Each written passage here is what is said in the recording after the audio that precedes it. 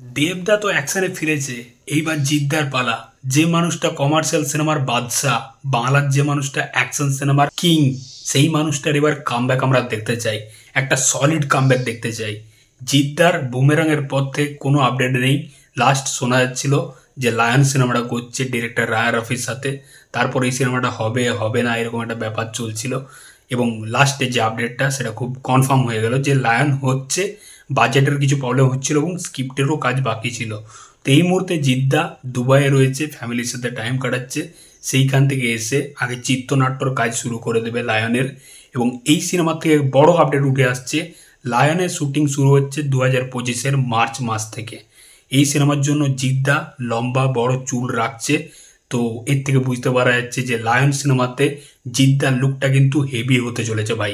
পুরো rough and tough হিসাবে present করবে রায়া রফি। এটা রায়া রফি একটা ইন্টারভিউতেও বলেছে যে জিদ্দাকে পুরো লার্জার দ্যান লাইফ হিসাবে প্রেজেন্ট করবে এই সিনেমাতে। তো এই সিনেমার জন্য কিন্তু ভাই আমি তো খুবই এক্সাইটেড। সিনেমার রেকি চলছে এখন মালয়েশিয়া থাইল্যান্ডের মতো জায়গাতে। দেখা যাক এবার সিনেমাটা কেমন হয়।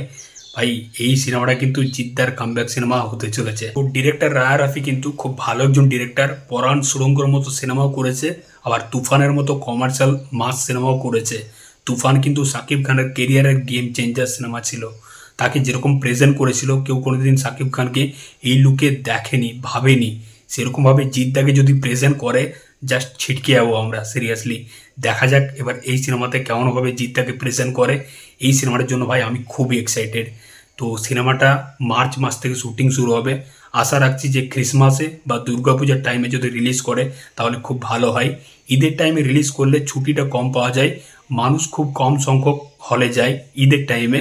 যদি এই ক্রিসমাসে বা দুর্গাপূজাতে রিলিজ করে তাহলে সিনেমাটা আরও বেশি বুস্ট পাবে, এবং জিদ্দার সিনেমা এরকম বড় স্কেলের সিনেমা, দর্শক ভাই হুড়মুড়িয়ে যাবে। মানে খাদান যেরকম দেখছে, যেরকম ক্রেজ সিনেমাটার, আশা রাখছি লায়ন সিনেমাটারও সেরকম ক্রেজ হবে। তো খুব এক্সাইটেড ভাই এই সিনেমাটার জন্য। এইরকম ডিরেক্টরের সাথে জিদ্দা কোলাবোরেশন করছে, খুব ভালো লাগছে। রায়া রাফি আশা রাখছি খুব ভালোভাবে জিদ্দাকে প্রেজেন্ট করবে। চললাম, দেখা হচ্ছে পরের ভিডিওতে। তোমাদের মতামত অবশ্যই জানিও। চ্যানেলটাতে নতুন হয়ে থাকলে অবশ্যই সাবস্ক্রাইবটা করে দিও।